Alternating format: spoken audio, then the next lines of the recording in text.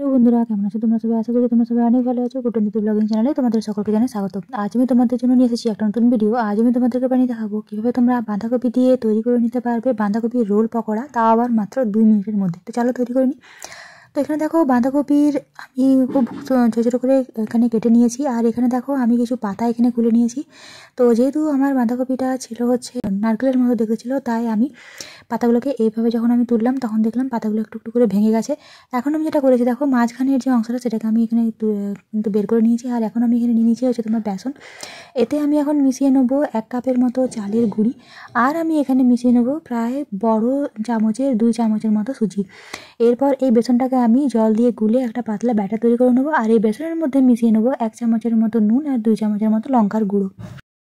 বাঁধাকপি রোল পকোড়া তৈরি করার জন্য আমি পাতাগুলোকে প্রথমে একটু ভালোভাবে সেদ্ধ করে নেবো। আর এরপর আমি কড়াই দিয়ে নিয়েছি সরষের তেল, এবং সরষের তেল দেওয়ার পর আমি একটা ভেতরের যে পুর সেটা তৈরি করে নেবো। এরপর আমি এখানে দিয়ে নেবো 1 চামচের মতো নুন, 1 চামচের মতো হলুদ, আর আমি এখানে দিয়ে নেবো প্রায় 1 চামচের মতো ধনে জিরে গুঁড়ো, এবং দিয়ে নেবো 1 চামচের মতো লঙ্কার গুঁড়ো। তোমরা চাইলে কাঁচা লঙ্কা কুচি কুচি করে কেটে তারপর সেটা ব্যবহার করতে পারো। আমি কিন্তু এখানে লঙ্কার গুঁড়ো ব্যবহার করছি। এরপরে প্রত্যেকটা মশলাকে আমি খুব ভালোভাবে মিলিয়ে নেবো। এখন আমি দিয়ে নেবো প্রায় 1 চামচের মতো আদা বাটা। এরপর আমি এতে মিশিয়ে নেবো আগে থেকে সেদ্ধ করে রাখা ছোট করে কাটা বাঁধাকপি, যেটাকে আমি প্রথমে সেদ্ধ করে রেখেছিলাম। জলটাকে খুব ভালো করে বের করে নিয়ে তারপর আমি বাঁধাকপিটাকে খুব ভালো করে ভেজে নেবো। বাঁধাকপির সাথে আমি সেদ্ধ করে নিয়েছিলাম 2টো আলু, আর এই আলুটাকে খুব ভালো করে আমি হাত দিয়ে চটকে নিয়েছিলাম। এরপর আমি আলু সেদ্ধটাকে খুব ভালোভাবে বাঁধাকপির সাথে মিশিয়ে নেবো। এখন একটা ধনেপাতাকে খুব ছোটো করে কুচি করে নিয়ে আমি এই মিশ্রণের সাথে মিশিয়ে নেবো। তো যখন দেখবে মিশ্রণটা কড়াই ছেড়ে আসে তখন ভাববে যে মশলাটা পুরোপুরিভাবে তৈরি হয়ে গেছে। এখন আমি এটাকে একটা বাটির মধ্যে তুলে নেবো। এরপর দেখো আমি যে বাঁধাকপির পাতাগুলোকে সেদ্ধ করে রেখেছিলাম, এই যে বাঁধাকপির পাতাগুলো খুব ভালো করে আমি এটা সেদ্ধ করে নিয়েছিলাম যাতে ভেতর থেকে কোনো রকম কাঁচা না থাকে। আর বাঁধাকপির পাতাগুলো অনেকটাই টুকরো টুকরো টাইপের হয়ে গেছিলো। তো এটাকে যখন রোল করতে হবে খুবই সাবধানতার সাথে এটাকে রোল করতে হবে। দেখতেই পাচ্ছ পাতাগুলো কিন্তু অনেকটাই ছিঁড়ে গেছে। তো আমি যখন এটাকে রোল করব তখন এমনভাবে এটাকে রোল করব আমি যাতে এই যে ছেঁড়া অংশটাকেও খুব ভালোভাবে আমি কোটিং করে নেবো। তো এখানে দেখো পাতাটাকে আমি খুব সুন্দর করে সাজিয়ে নিয়েছি, যেরকমটা দেখতেই পাচ্ছ।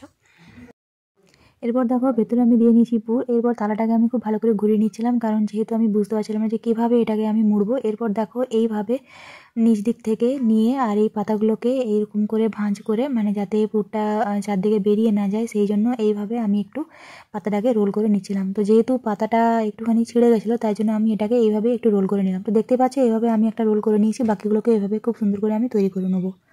এখন দেখো আমি ভাজার জন্য কড়াই দিয়ে নিয়েছি সাদা তেল। এরপর এই একটা যে রোল আমি তৈরি করে রেখেছিলাম এই রোলটাকে আমি এই বেসনের মধ্যে খুব ভালোভাবে এইভাবে একটুখানি কোট করে নেবো। এই যে দেখতেই পাচ্ছ খুব সুন্দর করে আমি এখন এটাকে আমি কোট করে নিচ্ছি।